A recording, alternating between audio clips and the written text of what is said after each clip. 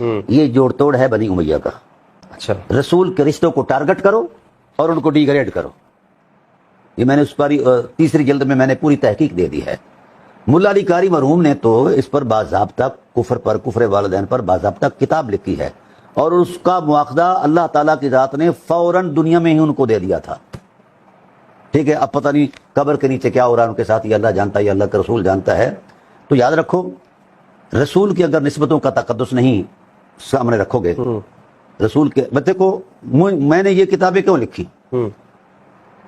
مجھے شرم آئی مسلمان ہونے پر, اور پھر 10 مرتبہ شرم آئی مولوی ہونے پر کہ کاش میں یہ نہ ہوتا. رسول نے ابھی ایک بات ارشاد فرمائی کہ اس میں بنو امیہ کا فیکٹر جو ہے وہ ایلیمنٹ. جی ہاں, تو بنو امیہ کے پس منظر میں جو ہے نا کہانی وہ یہود کی ہے. یہ شروع سے ہی خاندان رسالت کے دشمن ہیں. اچھا. جس وقت عبد الشمس امیۃ الاکبر اور جناب سخی الاسخیہ حضرت ہاشم علیہ الصلوۃ والسلام کی ذات والا صفات کا آپس میں منافرہ ہوتا ہے. اب یہ سخی بھی تھے, اور بڑا ڈرامہ یہ ہے قبلہ کہ انہوں نے ہر حوالے سے, اس تفضیل کے حوالے سے بھی اہل بیت کو مفلسی کا تانا دیا ہے. جی جی جی, یہ بھی آتا ہے کہ ابو طالب بہت غریب, جن کے خانے کرم پر دسترخوان پر پورا عرب پلتا ہو وہ غریب ہے, اور جس کے گھر میں منوں کے حساب سے سونا ہو, ہزاروں اونٹ کرائے پر چلتے ہوں, 9 ملکوں کے اندر جس بندے کی تجارتی کمپنیاں ہوں وہ غریب ہوتا ہے. یہ ڈرامے بازیاں ہیں مولانا صاحبان کی, یہ جہالت ہے. اچھا, ہوا یہ کہ انہوں نے کہا کہ یہ اقتدار ہمیں دو, تو آپ نے فرمایا بھئی یہ لوگوں کا معاملہ ہے, ہم نے تو اقتدار کبھی نہیں مانگا. لوگ آتے ہیں احترام کرتے ہیں. یہ سخی تھے اور وہ کنگال تھے. منافرہ ٹائم ہو گیا, جس طرح آپ انتخابات کر رہے ہیں, الیکشن ہو گئے, تو لوگوں نے جناب ہاشم علیہ السلام کے قدم پر رکھ دیا, کہا کہ ہم ان کے علاوہ کسی کو سردار نہیں مانتے.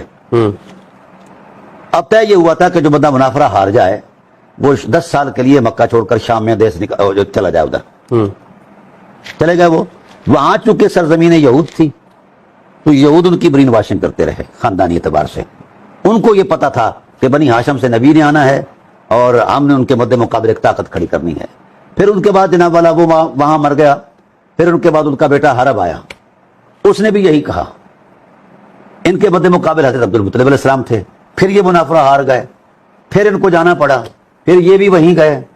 ٹھیک ہے, تو علماء یہود جو تھے وہ ان کے ساتھ قرابت رکھ کے جناب والا ان کے ساتھ مل ملا. یہ بہت پرانا چل رہا ہے, یہ پرانا چل رہا ہے. شام کے ساتھ, ہاں, یہ جو رقابت ہے نا جی, یہ وہی یہودوں کی سازش ہے, یہودیوں کی. اچھا, جو چاہتے تھے کہ نبی جو ہے بنی اسماعیل سے کیوں آ رہا ہے, بنی اسرائیل سے آیا, کیونکہ پہلے بھی انبیاء علیہ السلام آئے تھے. تو اللہ تعالیٰ نے جواب دیا, اللہ عالم حیث یجعل رسالتہ, تو بھائی میری مرضی ہے, رسالت میں ادا کرتا ہوں. تم جو کہتے ہو کہ ہماری نسل میں آئے, تو تم نے پہلے انبیاء کے ساتھ فلم تقتلون انبیاء اللہ, تم نے تو اپنے ہاتھوں سے نبیوں کو قتل کیا ہے, کس منہ سے کہتے ہو کہ نبی ہمارے اس میں آئے, طبقے میں آئے. تو بہرحال اس وقت یہ ہوا کہ انہوں نے ان کو بریف کیا. پھر ان کے بعد ان کا بیٹا آیا سخر بن حرب, جس کو ہم بڑی تکریم سے ابو سفیان کہتے ہیں. بڑی عجیب سی بات ہے, وہ ٹکرا گیا حضور کی ذات سے, اور ان کے ساتھ جو ملے ہوئے تھے اس وقت کے گنڈے, انہوں نے کہا کہ دیکھو رفادہ بنی ہاشم کے پاس, حجابہ بنی ہاشم کے پاس, سقایا بنی ہاشم کے ساتھ, رئیس بنی ہاشم کے پاس, اور متولی مکہ یہ. اب نبوت رہتی تھی وہ بھی یہی لے گئے ہیں, کم از کم نبوت تو ہمیں دو. تو جس وقت یہ یعنی 22 سال تک یہ شخص ٹکراتا رہا رسالت کو ختم کرنے کے لیے, تو قدرت نے حضرت ابو طالب کو طاقت بنا کر سامنے کر دیا, نہ دا چل سکا. پھر کلمہ پڑھ لیا. اب کلمہ پڑھنے کے بعد یہ کیوں میں کہہ رہا ہوں, یہ حقائق ہیں جو ہماری اہل سنت کے ہی مصادر میں ملتی ہیں. میں نے کبھی شیعہ کتاب کو ہاتھ بھی نہیں لگایا, نہ میرا یہ شعار ہے کہ میں کسی مذہب کے تصور میں پڑھوں. تحقیق کا طالب علم ہوں, حقائق کو مانتا ہوں, اسی کو جانتا ہوں. یہ ملا اعظم کا تراشا ہوا جو حجرہ ساز دین ہے, میں نے اس کو کبھی نہیں مانا. میں نصوص کا قائل ہوں, فصوص کا قائل ہی نہیں ہوں.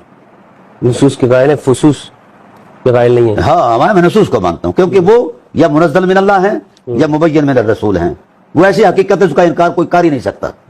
یہ جو فصوص ہے یہ ذہنی تراش خراش ہے, اس کی کوئی حیثیت نہیں. تو اس وقت کے بعد پھر فتح مکہ ہوا. پھر تلوار کی زد سے بچنے کے لیے انہوں نے کلمہ پڑھا. حنین میں گئے, وہاں کیا کیا انہوں نے.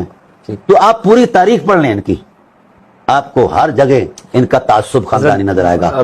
تو ایک لمحہ کے لیے بھی صرف یہود جو تھے ان کو بریف کرتے تھے کہ یہود کو نکالا گیا مدینے سے, وہ انتقام لینا چاہتے تھے. حضور تو وصال فرما چاہتے تھے, تو حضور کے خاندان سے ان کو ہدف بنایا جائے, تنقید کی جائے, ٹارگٹ کیے جائے, لہذا ان کو ڈی گریڈ کیا جائے. یہ جو تفضیل کا یہ جو چکر ہے نا, یہ بھی اسی کا تسلسل ہے, یہ صفین کے خونی اجتہاد کا تسلسل ہے, اس کے علاوہ اس کی کوئی تاریخ نہیں ہے.